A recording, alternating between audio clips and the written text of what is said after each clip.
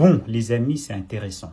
Museveni, apparemment, il a très bien compris que le temps est révolu. Il n'est plus question de chercher des conflits. Il n'est plus question de continuer, en fait, à piller, à jouer l'idiot et tout dans la scène politique actuelle. Sinon, il risque de laisser un chaos total dans son pays après sa mort. Il est déjà vieux, hein. Et qu'est-ce qu'il fait? Il a très bien compris. Et donc là, il essaye très bien de soigner en fait son image et de consolider ses relations bilatérales avec les pays de la région. Entre autres, la RDC, la Tanzanie et probablement avec les Burundi aussi. Et on voit Museveni qui est parti lui-même en Tanzanie pour normaliser, pour consolider les relations bilatérales. On sait que la Tanzanie a un problème avec le Rwanda. Les Burundi a un problème avec le Rwanda.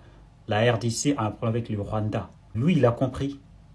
Il a dit, non, ce n'est plus le temps. Si on veut laisser un pays entier, eh ben, c'est le moment de soigner nos relations avec nos voisins. C'est pour ça que ces derniers temps, l'Ouganda nie toute responsabilité dans la guerre des M23 et le Rwanda.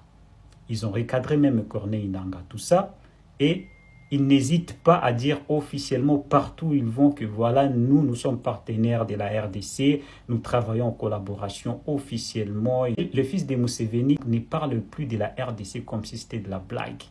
Museveni ne parle plus comme ça. Il est parti en Tanzanie pour normaliser les relations. L'autre là aussi, il a compris cela, donc il comprend maintenant, mais c'est son arrogance.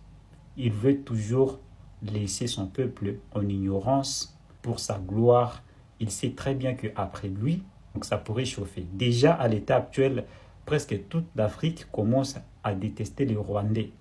Donc toute l'Afrique commence à se méfier du Rwanda et des Rwandais à cause de lui, à cause de Paul Kagame. Malheureusement, il n'a pas encore compris. Et c'est pour ça qu'il est en train de pleurer tout le temps là, que non, pourquoi la communauté internationale, pourquoi nous, pourquoi nous. Non, non, ce n'est pas le Rwanda, c'est lui.